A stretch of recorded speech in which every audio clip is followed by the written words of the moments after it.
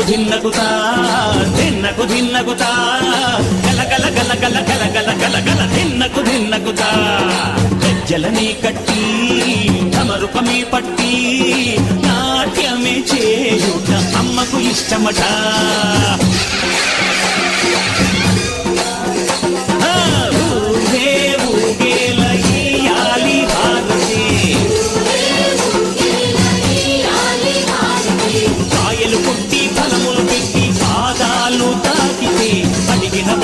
ఇచ్చును తల్లే